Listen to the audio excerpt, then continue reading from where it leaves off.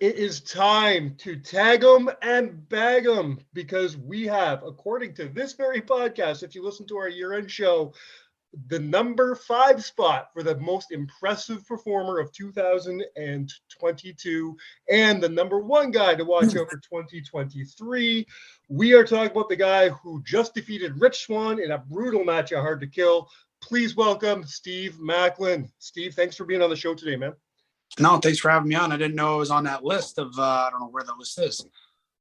That was on our year-end show. So if you don't know, Gotcha. that's kind of our gimmick. We do lists every week. We do top 7 lists every week. One of our last show of the year in 22 is we ranked our top 7 favorite Impact, the people who made, no pun intended, an impact in 22, and you found yourself very high on that list, my friend. And you were, and among our listeners and ourselves, you were ranked number 1, just beating out Giselle Shaw to be the number 1 person to look out for, not in Impact, in professional wrestling in 2023. You made quite the spill in the last couple of years, especially since joining Impact in 2021. Is this something that you've done mentally? You came in and said, "Hey, I'm going to come out there and like you watch me," or is this just Steve Maclin being Steve Maclin? This is me just being me, but also having a bit of a chip on my shoulder of how obviously from previous employer I was let go and I didn't really get the opportunity where I needed it, or it was there and I just didn't take advantage of it at the time. So things happen for a reason. And once I got to Impact Wrestling, it has been nothing but just giving me the ball and let me run with it. And I feel I take pride in what I do every day that I step foot in the ring. And that's the one thing is I want to do is be the best at what I do. And I think I've proven by beating all these former world champions this past year, and then even in 2021, of getting my name out there and people recognizing who I am and showing you that I'm not this forgotten son or this knight of the lone wolf. Like, here I am. Like, I am somebody that's there and I know what my worth is and I'm showing my worth and what my work is. And it shows on television, man. Like, obviously, I don't know what happens behind closed doors, but when you turn that television light on, you exude confidence. Like there's I don't know where Steve the Man and Steve Maclin the character begins and ends, but that character alone, like there's this confidence. You can't train for that. When you come out there, nobody is ever second guessing, is Steve going to win this match? There's always no, Steve's probably going to win this match because of the confidence you come out with. And that's why I think you were the one to watch. Even people that don't watch Impact religiously I've talked to, and they've come up to me saying, "Hey, what about this Steve Maclin guy? You know, your name is," even the people who didn't watch NXT, didn't know you from before, they know you now. Is that something that really, does that compute with you? Yeah, it's fun to kind of have fans more and more come up to me, and the more I see my shirts in the crowd, I appreciate the fan love. And that's the number one thing too, is you're trying to put out a product, at least I am, where as myself as the product of suspending disbelief and making people enjoy pro wrestling. And that's the one thing I hope everybody does that buys a ticket coming to Impact Wrestling.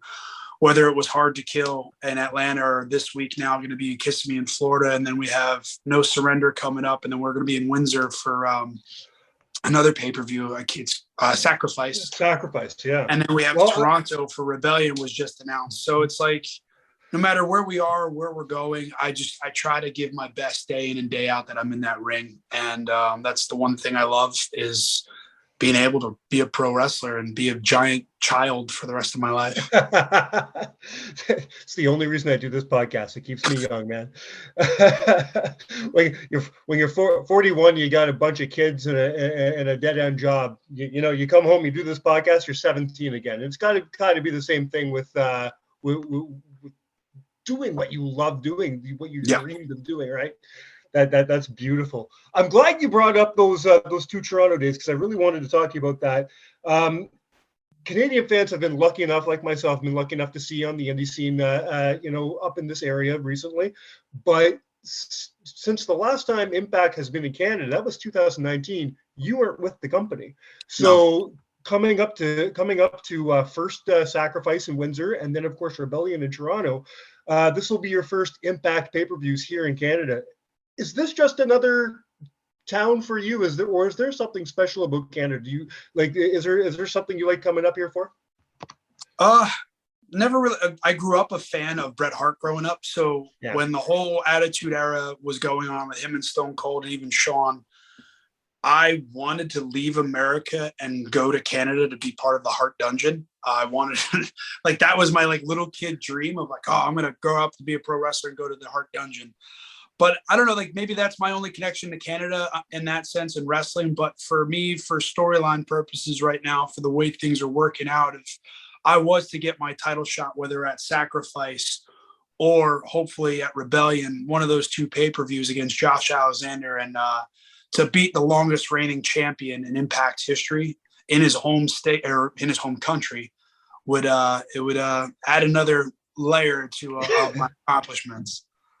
I won't lie and say that that's not something we fans have been thinking about. I mean, let's talk about that for a minute.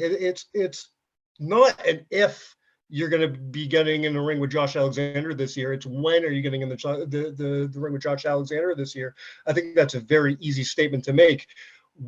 From a personal standpoint, I mean, what's your thoughts when you're watching Josh Alexander in that ring? I mean, from going from now being the longest reigning Impact champion in history to having, I'd say, tied with only maybe you, having the best matches on the on the card throughout the whole year, doing an hour with Mike Bailey a few weeks ago. When you're sitting in the back and you're watching him go an hour with Mike Bailey, what's your thought process, knowing that eventually you're going to get in that ring?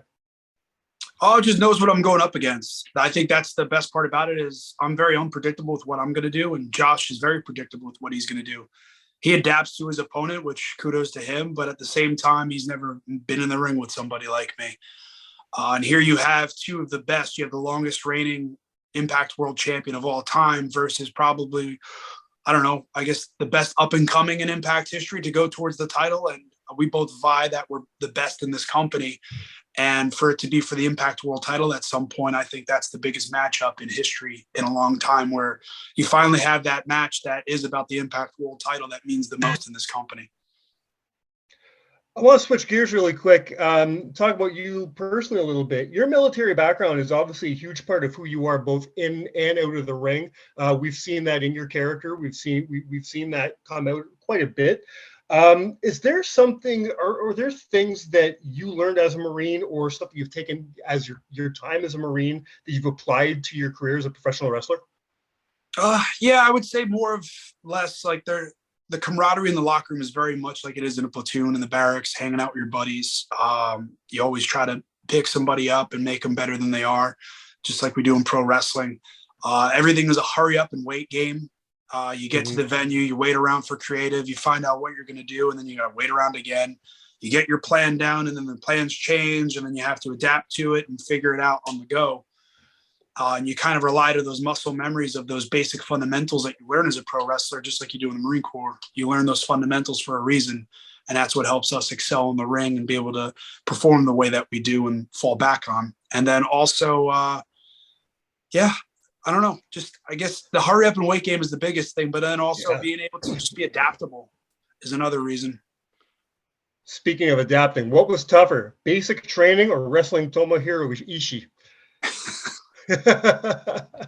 I'm gonna go with basic training, but Ishii was right up there with that too. So that's somebody I would love to at some point in New Japan get a rematch with. I would love to go back down that road and get back in the ring with him. Now we consider ourselves very lucky. You were the first Impact star to be on this show in 2023, and which we're very proud of. But I'll tell you, the last Impact star that we had on this show in 2022 was your beautiful wife Deanna, who had amazing things to say about you. Of course, I just want to know. I've been like in my life, I have shared a job with significant others, and it's not always gone fantastically.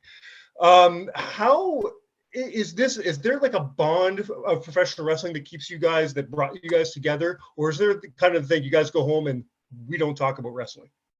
We talk about wrestling 24/7. We both love it. It's our passion. It's what we love outside of our normal life. Wrestling actually is our normal life. It's 24/7 and never stops, where everything. Like I just had wrestling on this morning when I woke up, making breakfast and just coming up with ideas. Even last week before the pay-per-view of watching different 4-way matches or triple threat matches for her to like kind of figure out ideas. I'm like, oh, you can steal from here. Like, look at this, like how they did this. Maybe you can do that with them. And it's just, I don't know. It's funny when we get to work, we just both kind of go away from each other. Like we just see each other in passing and we treat it like we're at work and we're not constantly there. We'll say hi, hello every now and then. I'm like, hey, you doing okay? She's like, yeah, this. I'm like, oh, did you get cut for time? Or just the basics. And then you just kind of walk by each other. Then we see each other at the night. So we treat it like we're at work and we don't really, I don't know, we're not the lovey-dovey couple like in front of everybody. And if we are, sorry, but that's us. But yeah, we just, I don't know. I think we just have a good relationship in that aspect of knowing when we're at work and when it's time to go to work and do what puts food on the table and keeps the roof over our heads. I think that's really important, both for your job and your relationship, right? I think that's probably, you say you keep it separate, and I think I'm living proof that's hard to do. So if you guys are able to do that, man, kudos to you, because that's not an easy thing to do, and it shows that you both love this business, man. So I'm not surprised that you still talk about it at home, because how could you not when you two love that business as much as you do? Yeah, even like last night, we're watching Monday Night Raw. We'll watch NXT tonight and some stuff from AEW on Dark, and then we'll watch it. Like, we watch everything on every week. So it's just, we like to know what's going on, what's out there. And plus we have friends everywhere and a lot of people that we are close friends. I like to watch on Mondays and Fridays that I've worked with and like to see the success that they're still having too. And it's fun to just see everybody just thriving in wrestling right now as a whole. Just because after COVID happened, wrestling, I felt like was one of those things where nobody had anywhere to go. So they tuned into wrestling.